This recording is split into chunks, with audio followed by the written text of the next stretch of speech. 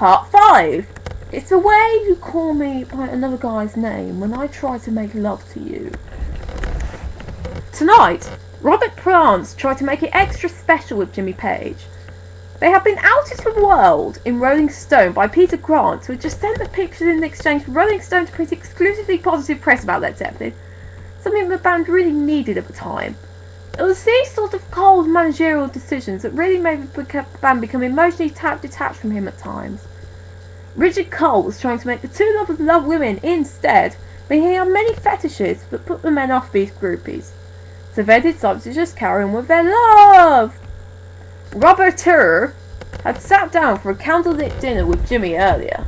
They had listened to some Elvis and cried about their public outing, embracing, tangled in cold, starched sheets in a hotel bed that had been more troubled lovers in its days than any wizened marriage counsellor. And now they lay on the bed, plaiting each other's hair. I bet the girls in 2011 are really jealous of us, lol, said Jimmy. What is lol? Said Robert. I don't know, the mouse, said Jimmy. Ha ha, said Robert. Then they looked at each other. Babe, we are going all the wire tonight, said Robert, and Jimmy shivered under the singer's weight and whip-mirrored, but then he said, yes, and smirked.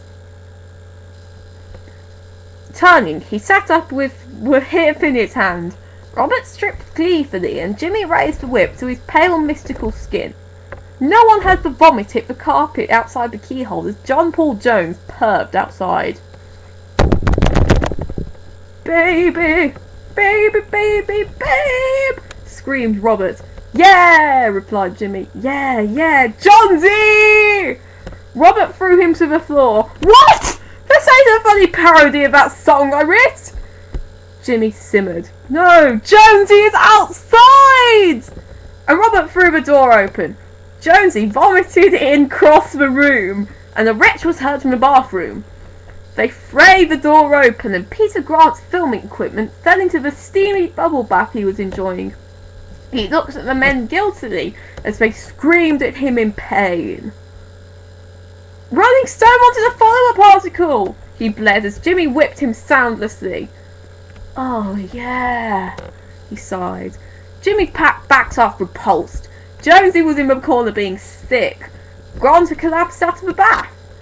Robert and Jimmy were embracing, sobbing over the bed, and all was silent.